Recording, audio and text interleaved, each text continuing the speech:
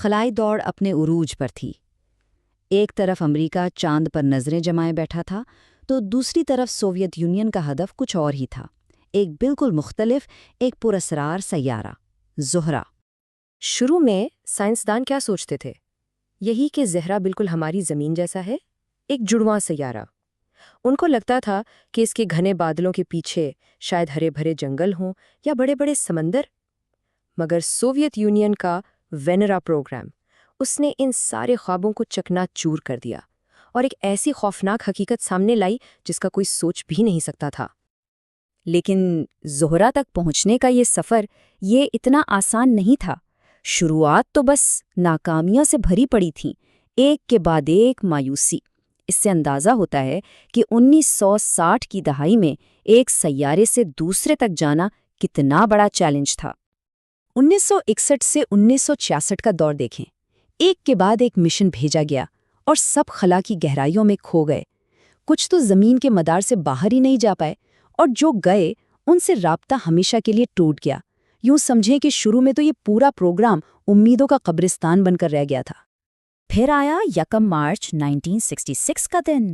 وینرا 3 نے تاریخ رقم کر دی۔ یہ کسی دوسرے سیارے کی سطح کو چھونے والی پہلی انسانی بنائی ہوئی چیز تھی۔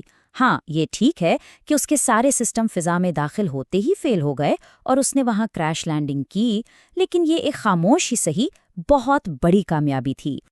پھر 1967 میں وینرا 4 نے ایک قدم اور آگے بڑھایا۔ یہ کامیابی سے زہرہ کی فضا میں داخل ہوا اور پہلی بار وہاں سے ڈیٹا بھیجا۔ اس سے کیا پتہ چلا؟ یہ کہ زہرہ کی فضا تقریباً ساری کی ساری کاربن ڈائی آکسائیڈ ہے، اور پھر وہاں کے بے پناہ دباؤ نے اسے ایسے کچل دیا جیسے کوئی خالی سوڈا کا کین ہو۔ اب جیسے جیسے نئے مشن ڈیٹا بھیج رہے تھے، زہرہ کی تصویر اور زیادہ خوفناک ہوتی جا رہی تھی۔ ہر بار کچھ نیا اور زیادہ ہولناک پتہ چلتا۔ اس سب نے انجینئرز کو مجبور کر دیا کہ وہ ایسے خلائی جہاز ڈیزائن کریں جو ان جہنمی حالات کو جھیل سکیں، ایسے حالات جنہیں پہلے تو ناممکن سمجھا جاتا تھا۔ سب سے پہلا اور بڑا شوق تھا وہاں کا ایٹماسفیرک پریشر، یعنی فضائی دباؤ۔ یہ اتنا زیادہ تھا کہ شروع کے خلائی جہاز تو سطح پر پہنچنے سے پہلے ہی پچک جاتے تھے۔ پھر آیا وینرا 7۔ اس سے تو بالکل ایک ٹینک کی طرح بنایا گیا تھا، بہت مضبوط، اور یہ کام کر گیا۔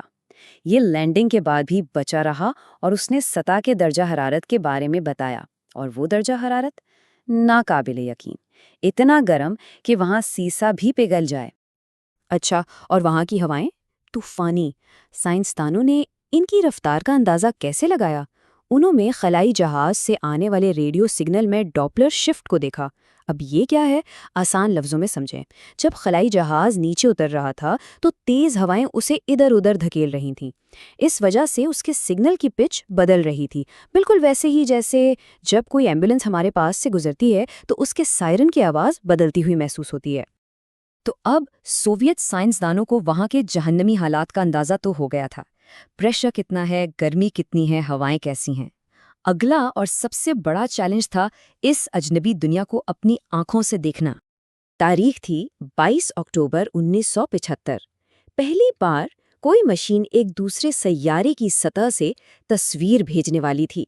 اس سے پہلے کئی مشنوں میں کیمرے کے لینس کیپ ہی نہیں کھلے تھے، اس لیے وینیرا 9 پر بہت کچھ داؤ پر لگا ہوا تھا۔ سب کی سانسیں رکی ہوئی تھیں۔ اور پھر وہ تصویر آئی۔ دنیا نے پہلی بار زہرہ کی سطح دیکھی۔ وہ کوئی ریتلا صحرا نہیں تھا، بلکہ ایک اداس، عجیب سی روشنی میں نوکیلی چوکور چٹانوں کا ایک بالکل ہی اجنبی منظر تھا۔ اس کے بعد جو مشن آئے، یعنی وینرا 13 اور 14، وہ اس تصویر میں رنگ اور آواز بھی لے آئے۔ ان میں مائکروفون لگے ہوئے تھے۔ سوچیں ذرا، تاریخ میں پہلی بار انسان کسی دوسری دنیا کی آوازیں سن رہا تھا، ہوا کی سرسراہٹ اور دور سے آتی بادلوں کی گرج۔ مگر یہاں ایک عجیب اور افسوسناک واقعہ بھی ہوا۔ وینرا 14 کو وہاں کی مٹی کی سختی چیک کرنی تھی، لیکن قسمت دیکھیں، اس کا ٹیسٹ کرنے والا بازو سیدھا اپنے ہی پھینکے ہوئے لینس کیپ کے اوپر جا گرا۔ یعنی زہرہ کی مٹی کے بجائے اس نے اپنے ہی لینس کیپ کی سختی ناپ لی۔ لاکھوں ڈالر کا تجربہ ایسے ہی ضائع ہو گیا۔ اب اپنے آخری بڑے قدم کے لیے سوویت یونین نے اپنی حکمت عملی بدلی۔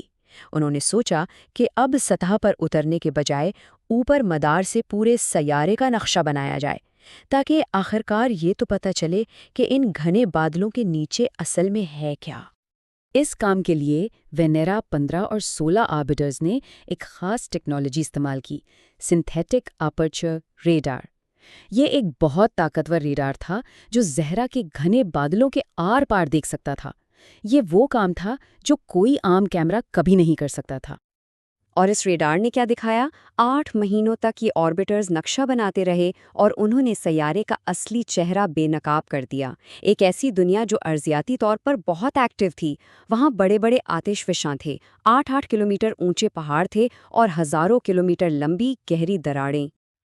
یہ صحیح ہے کہ چاند پر انسان کے اترنے کی وجہ سے وینیرا پروگرام کو اتنی شہرت نہیں ملی، لیکن اس بات میں کوئی شک نہیں کہ ان مشنوں نے ہمارے پڑوسی سیارے زہرا کے بارے میں ہماری سوچ کو، ہماری سمجھ کو جڑ سے بدل کر رکھ دیا۔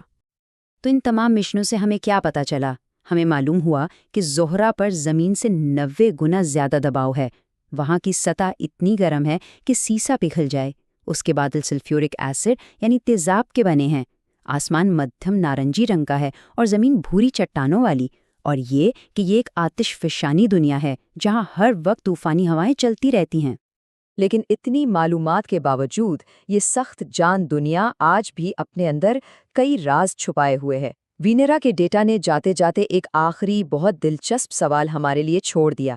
اگر زہرا کے بادل تیزاب سے بنے ہیں تو یہ تیزاب کی بارش کبھی اس کی سطح تک کیوں نہیں پہنچ پاتی؟ یہ سوال ہمیں یاد دلاتا ہے کہ وہاں اب بھی ایسے بہت سے راز ہیں جو دریافت ہونے کا انتظار کر رہے ہیں۔